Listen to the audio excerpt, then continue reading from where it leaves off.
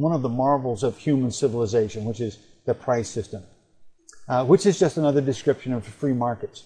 Now, when you understand what the price system accomplishes, you should be rightfully astounded by it. To begin with, you have to think of prices as messages. In fact, they're very profound and very powerful messages that have more effect on our behavior than almost any external command or control system of economic regulation could ever have.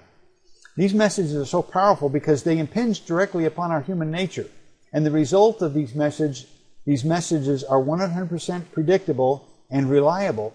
And all you need to do to understand the whole system is simply reflect upon your own experience.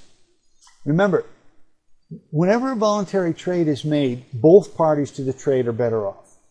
They have each exchanged something that they subjectively value as less for something they subjectively value as more.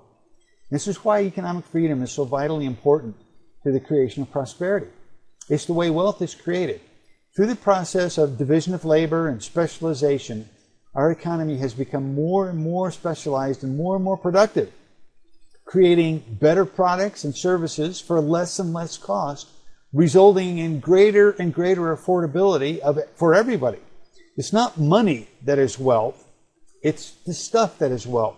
If more things are produced, more things can be consumed.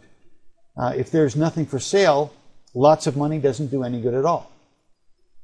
Now, any number of things could cause the price of certain good or service to go up or to go down. But it's not necessary to understand all of the myriad forces that influence the price of something. You might be curious about it, but all that's really needed to know to affect your behavior is contained in the price itself. As a consumer, when you see a declining price for something you consume, you will be inclined to be less frugal with its use, to perhaps buy extra to put in storage, or to use more of it. So, for example, suppose you go to the grocery store and you find that they've got milk on special, 2 for the price of 1. Will you just buy 1? Even though you only have to pay one price, 1 gallon, you get 2 gallons? Most people will buy 2, even if they might not be able to use it all before it spoils. And the exact opposite is true when prices go up. You begin to think of using less, or of finding an alternative product to use, or perhaps simply stopping purchasing it altogether. And this is exactly as it should be. High prices create a natural rationing system. Now, at the same time, the higher prices are telling producers that there are greater profits to be made if they can increase production. And they will make every effort to do so, and immediately. Whereas, on the other hand, lower prices will tell producers to look for alternative, more profitable lines of production. Perhaps the marginal, less efficient producers will go out of business entirely when the price goes down, because they'll not be able to make their products at a profit at all. And again, this is exactly as it should be.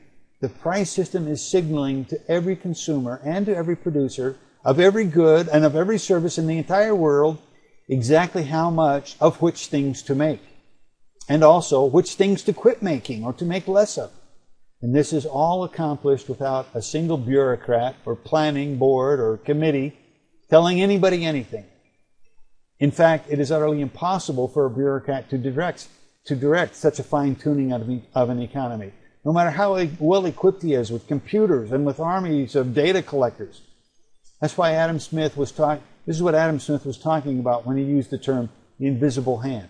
Every man is pursuing his own interest in consuming and producing the very best he can, to earn as much as he possibly can, and to consume as much as he wants. And by so doing, the economy naturally discovers the ideal allocation of resources to create the products and services that are in the greatest demand at any given time. Truly, this is an amazing thing to contemplate.